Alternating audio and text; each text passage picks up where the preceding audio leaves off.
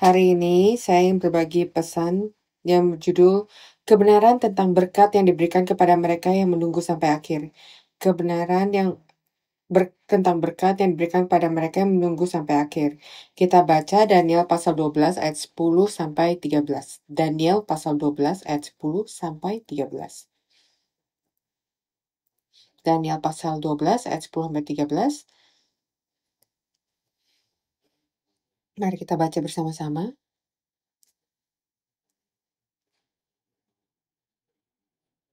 Secara bertanggapan, saya baca ayat 10.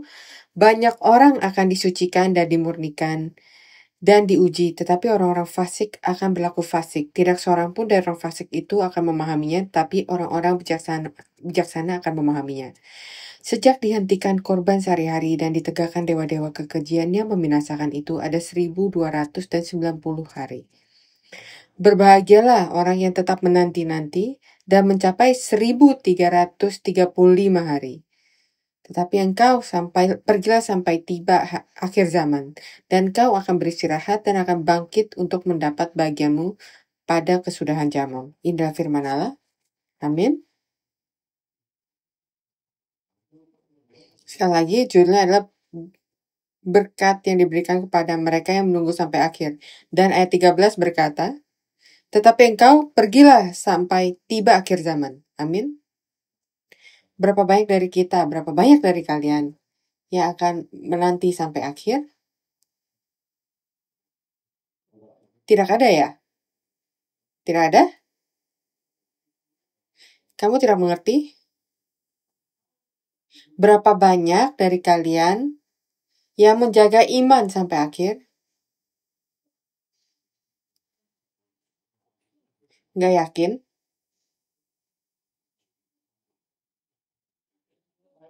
Saya mengerti kamu karena bacaan hari ini mengatakan betapa sulitnya untuk menunggu sampai akhir. Jadi pertanyaan saya sebenarnya bertanya pada kalian, kamu siap nggak untuk melalui apapun yang akan datang dan tetap percaya sampai akhir? Saya ingin kita berpikir tentang hal ini pada malam ini. Saya memiliki iman. Apakah saya memiliki iman yang terus percaya, tidak peduli apa yang terjadi dalam hidup saya, tidak peduli apa yang terjadi dalam dunia ini? Apakah kita bisa bertahan dalam iman ini? Jadi pikirkan hal ini sekarang dan melalui puji-pujian dan doa, apa yang saya percayai? Kenapa saya percaya pada Yesus, pada Allah?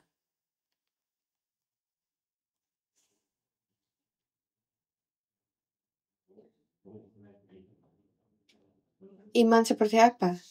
Iman seperti apa yang kamu miliki? Apakah imanmu itu benar atau hanya gaya hidup? Dan kita telah mempelajari di Imamat dan buku ke-12 tentang pentingnya kekudusan. Ya kan? Jadi pada saat ini mungkin saya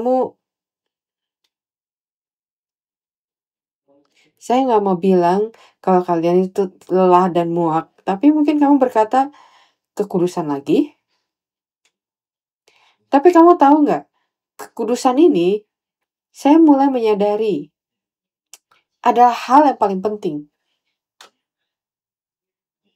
Saya bahkan bisa berkata ini satu-satunya yang Allah inginkan dari kita. Allah berkata, saya kudus, saya ingin kamu menjadi kudus. Sepanjang sejarah penebusan adalah untuk menjadikan kita menjadi kudus lagi.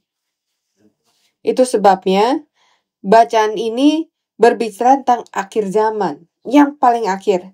Dan ayat 10 berkata, banyak orang akan disucikan dan dimurnikan dan diuji. Apa ini?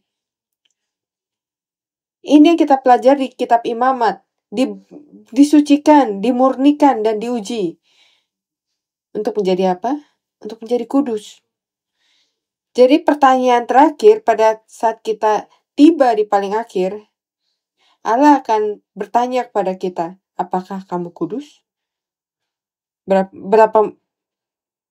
Bagaimana cara ia menanyakan ini? Ia akan menguji kita untuk melihat apakah kita itu kudus atau tidak. Jadi seluruh proses sampai akhir adalah proses yang akan kamu lalui.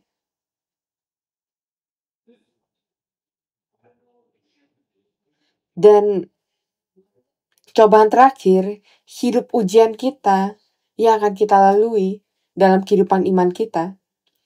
Apa tujuannya? Untuk menjadikan kita kudus. Jadi mari saya tanyakan, siapa yang melalui kesulitan pada saat ini? Siapa yang memiliki doa pada hari ini? Siapa yang memiliki kesusahan? Siapa yang tidak memiliki masalah sama sekali? Setiap orang melalui sesuatu kan? Jadi mari coba saya kerucutkan lagi. Siapa yang merasakan kesulitan dalam iman kamu atau karena iman kamu? Kamu gak usah angkat tangan kamu, tapi saya pikir kebanyakan dari kita kan? Kita selalu kesusahan karena iman kita ini. Dan Alkitab dan bacaan hari ini berkata, itu adalah cara Allah menyucikan kita. Dengan kesulitan, ia menggunakannya untuk menyucikan dan memurnikan kita. Dan dia berkata,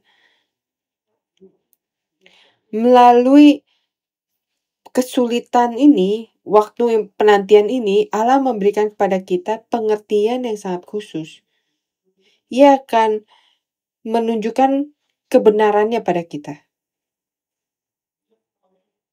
Itu sebabnya Yesus berkata, di bacaan hari ini saya akan baca lagi, sekali lagi. Daniel pasal 12 ayat 10, banyak orang akan disucikan dan dimurnikan dan diuji. Apakah ini melalui waktu yang baik atau kesulitan? Melalui kesulitan kan kita akan disucikan dan dimurnikan. Kita akan dijadikan kudus. Tapi orang-orang fasik akan berlaku fasik. Tidak seorang pun dari orang fasik itu akan memahami. Tapi orang-orang bijaksana akan memahaminya. Jadi ada dua bagian dari ini. Sebelum kita masuk ke hari-hari yang akan kita lihat berikutnya, apa yang diperlukan? Jadikan kudus atau dimurnikan, dan bagian berikutnya adalah pengertian, itu mereka berjalan bersama-sama.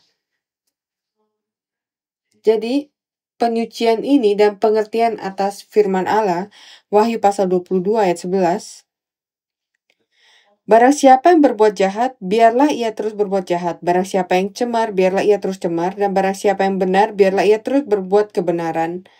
Barang siapa yang kudus, biarlah ia terus menguduskan dirinya. Yang mana kamu? Saya berdoa kalau kita menjadi orang yang akan terus melakukan kebenaran, yang akan terus kudus. Itu harus kita doakan pada malam ini.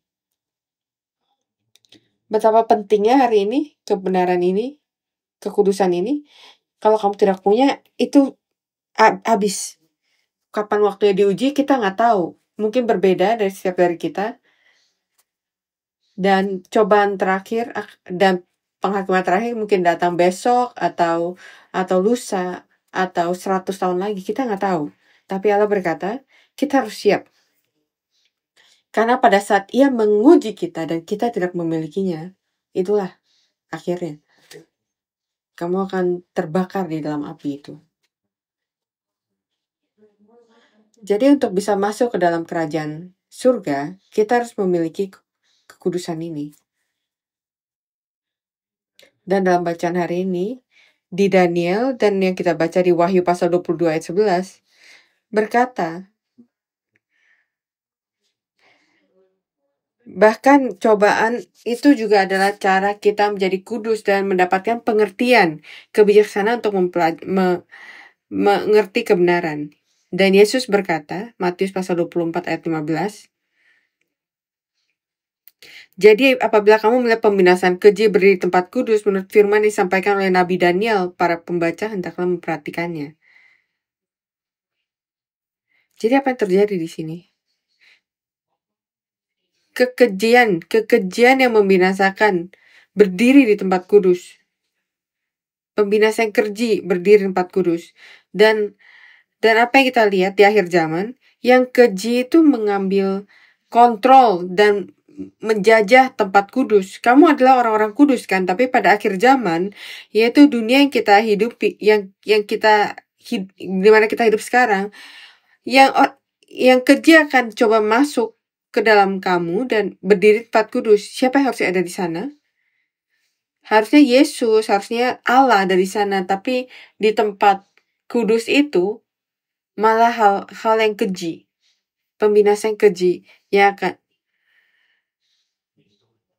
akan mengambil tahta dan mencoba dan mulai mengontrol kamu. Jadi malam ini kita harus berdoa untuk perlindungan Allah,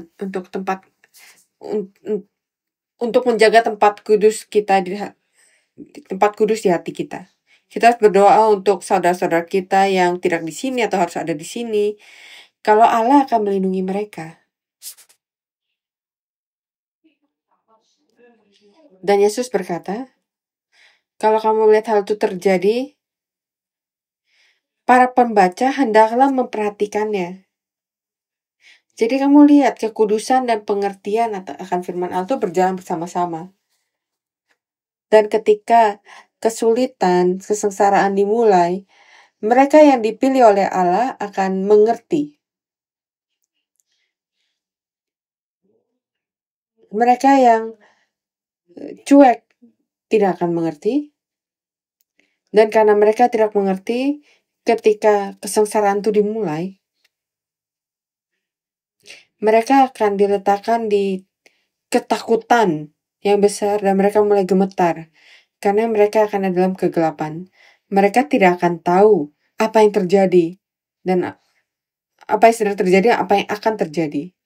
Jadi mereka yang sedang memberikan waktu mereka, perhatian mereka, usaha yang lebih untuk berada di mana firman itu berada, tepat waktu, fokus, dan memberikan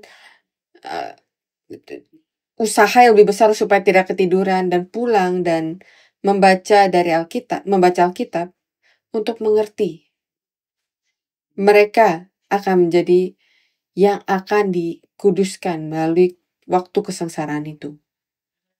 Dan saya berdoa kalau kita akan jadi orang yang akan mengambil kesempatan waktu yang diberikan pada kita pada hari ini, sehingga kita bisa memiliki pengertian itu.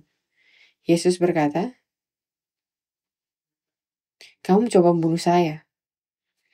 Dia bilang ini kepada siapa? Kamu mencoba membunuh saya. Yesus mengatakan ini kepada orang-orang Yahudi. Di Yohanes pasal 7, ayat 15-21. Dan mereka berkata, siapa yang mencoba membunuh kamu? Kita nggak mencoba membunuh kamu. Tapi Yesus berkata, kalau kamu tidak memiliki firman saya di hati kamu mencoba membunuh saya. Kita mungkin tidak mencoba membunuh Yesus, tapi Yesus berkata, kalau kamu nggak ngerti firman saya, kalau kamu tidak memiliki firman saya hidup dalam diri kamu akan membunuh saya. Ini adalah dosa untuk membunuh Yesus. Mendengarkan firman, tapi tidak mengerti. Itu adalah dosa membunuh Yesus. Semua orang Yahudi mendengar firman itu, mereka tahu firman itu, mereka menghafal firman itu. Jadi boleh saya mengambil satu langkah maju lebih dalam tentang hal ini, mendengarkan firman, dan kamu mengertinya dalam pikiran kamu, tapi tidak membiarkan firman itu mengubah kamu, itu adalah dosa. Kita datang ke gereja, kita mendengarkan firman, tapi hidup kita tidak pernah berubah. Itu artinya kamu belum menerima firman. Kamu datang karena sekali-sekali atau setiap minggu, karena kamu pikir itu akan menyelamatkan kamu. Kita datang memuliakan Allah, kita beribadah di gereja, kita menyembah Allah. Tapi kalau firman itu tidak mengubah kita, kalau firman itu tidak mengubah hati saya, kalau firman itu tidak mengubah cara hidup saya, Yesus berkata, firman saya tidak ada dalam kamu. Yohanes pasal 3 ayat 19-21. Dan inilah hukuman itu. Terang telah datang ke dalam dunia. Jadi kamu lihat kalau firman itu telah berbicara pada kamu. Tetapi manusia lebih menyukai kegelapan daripada terang, sebab perbuatan-perbuatan mereka jahat. Lihat, mereka mendengar dan mereka menerima, dan Yesus datang pada mereka, terang datang pada mereka, tapi hidup mereka, perbuatan mereka tidak berubah. Sebab barang siapa perbuatan jahat membenci terang dan tidak datang kepada terang itu, supaya perbuatan-perbuatan jahat itu tidak tampak. Banyak yang bilang, oh ya, saya sangat suka pada firman, saya sangat cinta pada Yesus. Tapi kalau Yesus berkata, kalau kamu perbuatan-perbuatan kamu tidak berubah, cara hidup kamu tidak berubah, maka kamu membenci terang itu. Kamu tetap ada dalam kegelapan. Tetapi barang siapa melakukan yang benar, Tapi barang siapa berbuat jahat membenci terang dan tidak datang pada terang itu, supaya perbuatan-perbuatannya yang jahat itu tidak tampak. Tapi barang siapa melakukan yang benar, ia datang kepada terang, supaya menjadi nyata bahwa perbuatan-perbuatan dilakukan dalam Allah. Mazmur pasal 82 ayat 5. Mereka tidak tahu dan tidak mengerti apa-apa. Dalam kegelapan mereka berjalan. Goyanglah segala dasar bumi. Apakah kamu berjalan dalam kegelapan? Berpura-pura untuk menjadi orang percaya? Atau kita benar-benar menerima firman?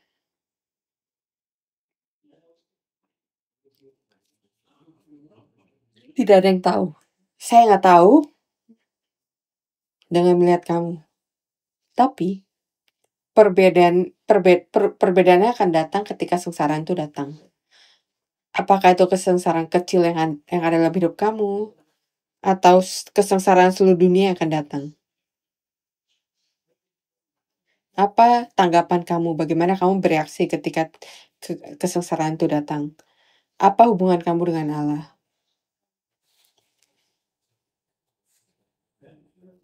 Matius pasal 13 ayat 14-17. Maka pada ayat 14, orang-orang jahat tidak akan pernah bisa mengerti. Maka pada mereka genaplah nubuat Yesaya yang berbunyi, kamu akan mendengar dan mendengar, namun tidak mengerti. Kamu akan melihat dan melihat, namun tidak menanggap. Bukannya itu yang terjadi pada kita sekarang? Apakah kita tetap pada keras kepelaan kita, tidak peduli kita mendengarkan firman seberapa banyak, tapi kita lupa itu hanya waktu pada hari itu saja. Kita terus mendengar tapi tidak mengerti, kita tetap melihat tapi tidak menanggap. Sebab hati bangsa ini telah menebal dan telinganya berat mendengar dan matanya melekat tertutup, supaya mereka jangan mereka melihat dengan matanya dan mendengar dengan telinganya dan mengerti dengan hatinya, lalu berbalik, sehingga aku menyembuhkan mereka. Matius pasal 13, 16-17. Tetapi berbahagialah matamu karena melihat. Amin. Mari kita melihat, berdoa kalau mata kita bisa melihat, dan telingamu karena mendengar. Sebab aku berkata kepadamu, sesungguhnya banyak nabi dan orang benar ingin melihat apa yang kamu lihat. Saya yakin kalau Bapak Iman kita ingin hidup di waktu ini, di mana kita berada, di akhir zaman. Tapi tidak melihatnya, dan ingin mendengar apa yang kamu dengar, tapi tidak mendengarnya. Jadi apa yang akan terjadi pada akhir zaman? Akhir zaman akan ada perang antara kudus dan kekejian yang membinasakan.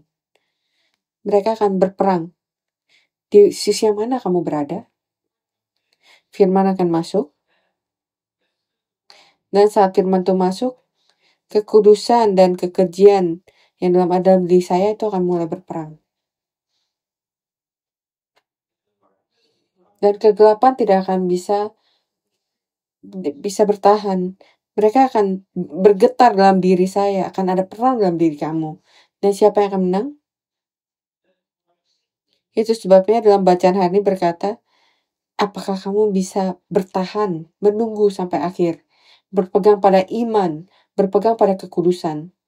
Apakah kamu bisa keluar dengan kudus pada akhirnya? Apakah kamu akan dimurnikan pada akhirnya? Saya benar-benar berdoa, kita berdoa bersama-sama. Malam ini, saat kita berdoa, mari kita menjadi yang keluar dengan kudus. Amin. Biar segala kesengsaraan, kesulitan yang kamu hadapi, berdoa pada Allah. Ambil dosa saya, ambil kekejian saya dan jadikan saya kudus. Semoga penderitaan ini, semoga kesulitan ini menjadi saya lebih kudus lagi.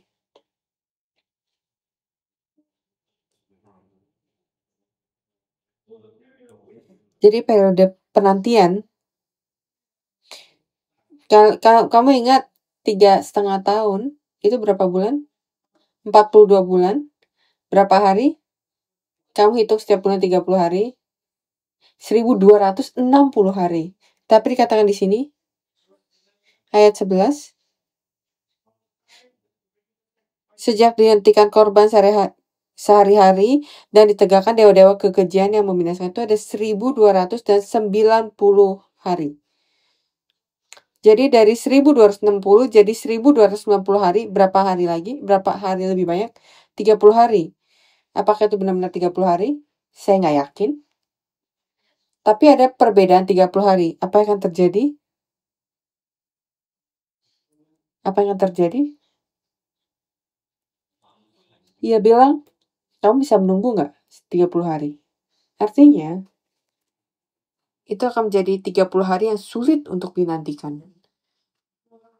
Dan kamu pikir 1260 hari, 3,5 tahun terakhir, kesengsaraan itu sudah berakhir, akhirnya, terus dibilang, oh sorry, masih 30 hari lagi. Bayangkan, kamu ada di perang, terus kamu ada di wajib militer, terus besok adalah hari kamu keluar, dan pemerintah kasih kamu surat, bilang, oh 1 bulan lagi. Wah, itu seperti masuk ke neraka kan? Jadi 30 hari lagi, dan dikatakan dari 1290 ke 1335. Apa itu? Kalau dikatakan di sini 30 hari lagi, lalu setelah 30 hari itu berakhir, oke. 10 hari lagi. 30 hari itu gampang ya. Tapi setelah 30 hari yang sulit itu, lalu ia berkata, kamu tahu nggak? 45 hari lagi deh. Dan bukan hanya 30, tapi kali ini 1,5 kali lebih banyak.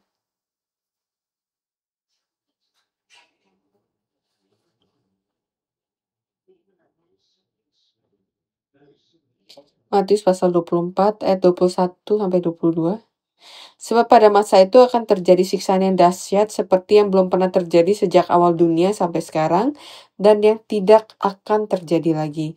Dan sekiranya waktu tidak dipersingkat, maka dari segala yang hidup tidak akan ada yang selamat. Akan tapi oleh karena orang-orang pilihan, waktu itu akan dipersingkat. Tidak seperti akan dipersingkat ya, tapi dengan kasih karunia Allah, itu akan lewat. Daniel pasal 6 ayat 7-9 menjelaskan pada kita 30 hari itu seperti apa. Daniel pasal 6 ayat 7-9. Semua pejabat tinggi kerajaan ini, semua penguasa dan wakil raja, dan para menteri dan bupati telah mufakat supaya dikeluarkan kiranya suatu penetapan raja dan ditetapkan suatu larangan agar barang siapa yang dalam 30 hari menyampaikan permohonan kepada salah satu dewa atau manusia kecuali kepada Tuanku ya raja, maka ia akan dilempar ke dalam gua singa. Ingat cobaan yang diberikan pada Daniel? Selama 30 hari ia diberikan kesempatan untuk melepaskan imannya. 30 hari ia dicobai. Dan ini cobaan yang sama yang akan kita lalui 30 hari. Apakah kamu akan tetap percaya? Apakah kamu bisa berpegang pada iman? Apakah kamu menunggu? Bagaimana dengan 3 teman Daniel di Daniel pasal 3? Mereka ditaruh di dalam cobaan yang penuh dengan api. Apakah mereka akan menjaga iman mereka? Dan mereka ditaruh dalam tungku api. Dan begitu banyak masalah akan datang pada kita. Dan kamu mungkin sedang melalui hal itu hari ini. Apakah kamu bisa berpegang pada iman kamu? Apakah kamu bisa dengan bangga menunjukkan iman kamu? Bahkan pada mereka yang mencoba membunuh kamu? Atau kita menyerah? Di Alkitab ada cobaan air pada zaman Nuh. Dan ada cobaan api, Sodom dan Gomora, dan juga di kitab Wahyu. Dan cobaan dengan darah. Penghakiman darah. Penghakiman air, penghakiman api, dan penghakiman darah. Di dalam imamat itu adalah elemen yang Allah gunakan untuk membersihkan. Apa yang ia lakukan untuk ketika ia memberikan penghakiman, ia membersihkan dunia yang ia ciptakan dari dosa dan kejahatan. Dan seperti 3 teman dari Daniel, kalau kita telah dimurnikan, api itu tidak akan membakar kita. Kalau kita diangkat ke dalam olah, apa itu olah? Diangkat. Tapi itu adalah kata-kata yang digunakan untuk korban bakaran. Saat diberikan kepada Allah, diangkat pada Allah, dan bakaran itu adalah kesengsaraan yang kita lalui. Kalau kita menjadi korban persembahan untuk 5 persembahan yang berbeda dan kita diangkat, itu yang kita lakukan di sini. Itu sebabnya setiap ibadah atau setiap hari dari hidup kita menjadi persembahan, diangkat pada Allah. Dan pada saat kita diangkat, tidak ada lagi yang harus dibakar. Itu sebabnya Daniel dan teman-temannya bisa melalui api itu. Jadi mungkin ada kesengsaraan dan ujian pada hari ini. Apa dua halnya? Pemurnian dan pengertian firman Allah. Semoga kita bisa fokus untuk mengerti firman Allah melalui waktu ini. Dan mari kita benar-benar mencari dan mengingat apa yang kita lalui, tujuan Allah untuk menjadikan kamu kudus dan bersinar. Amin. Apakah saya bisa lewat? Sekali kita lewat, apa yang akan kita lakukan? Kita akan duduk di tahta bersama dengan Allah. Dan berkata, Amin, haleluya. Hidup saya yang penuh dengan kesengsaraan dan penderitaan itu cukup. Seluruh diri saya dibakar dan diangkat pada Allah, itu cukup. Dan mari kita mencari hari itu pada saat kita bernyanyi haleluya. Itu cukup. Itu cukup. Kita lihat satu bacaan lagi, Wahyu pasal 19 ayat 1-6. Kamu tahu ketika kita berdoa, apa yang kita lakukan? Kita berkata amin haleluya 3 kali kan? Kamu tahu gak kenapa? Amin artinya apa? Biarkanlah. Seperti yang dikatakan Beatles, let it be. Artinya Allah penuhi firman-Mu dalam diri saya. Haleluya artinya pujian pada Allah. Tapi ini juga memiliki arti pendeta-pendeta berkata, ini adalah amin haleluya datang dari mana amin haleluya datang. Wahyu pasal 19 ayat 1 sampai 6. Kemudian pada hari itu, artinya setelah semua kesengsaraan, setelah Allah menjadikan kita kudus, aku mendengar seperti suara yang nyaring di himpunan besar orang banyak di sorga. Katanya, haleluya, keselamatan dan kemuliaan dan kekuasaan ada pada Allah kita. Sebab benar dan adil segala penghakimannya. Apa penghakiman? Melalui penghakimannya dia dimurnikan. Apakah kita akan tersingkirkan atau kita akan dimurnikan? Karena ialah yang telah menghakimi pelacur besar itu yang merusak bumi dengan pencabulannya, pembersihan, menghakimi pelacur.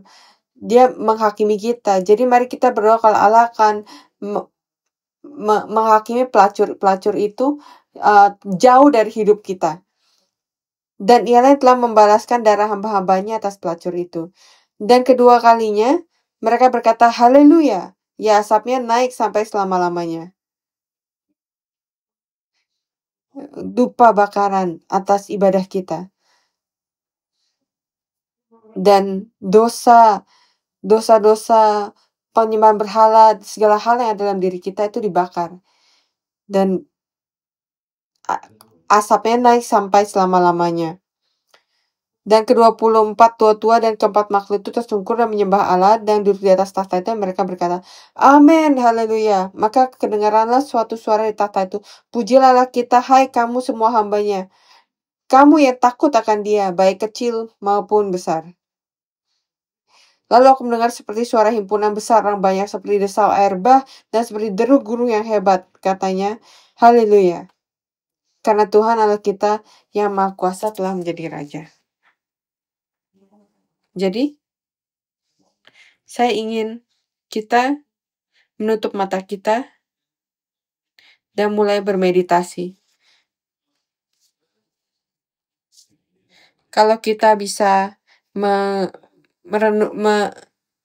meredupkan lampu ini, kita juga harus bisa meredupkan hal-hal dalam hidup kita. Dan mari kita berpikir penderitaan yang kita lalui. Segala hal yang membuat kamu marah pada hari ini. Yang membuat kamu menangis pada hari ini. Dan kita angkat. Semoga hal ini bisa menjadikan kita kudus. Angkat segala pelacur dalam diri saya. Bersihkan binatang-binatang pada diri kita. Dan Allah bantu kita untuk bisa melalui hal ini. Karena saya tidak bisa menanti. Saya mungkin bisa menyerahkan iman saya. Kalau engkau tidak membantu saya.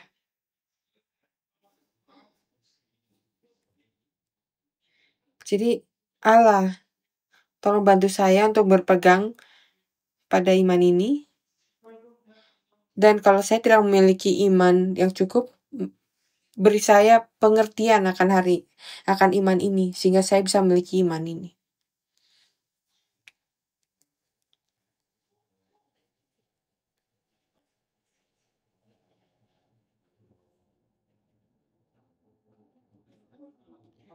Mari kita bertanya pada Allah pada akhir ini tolong bantu saya untuk benar-benar menangis amin haleluya dengan penuh kudus. Dengan puji-pujian.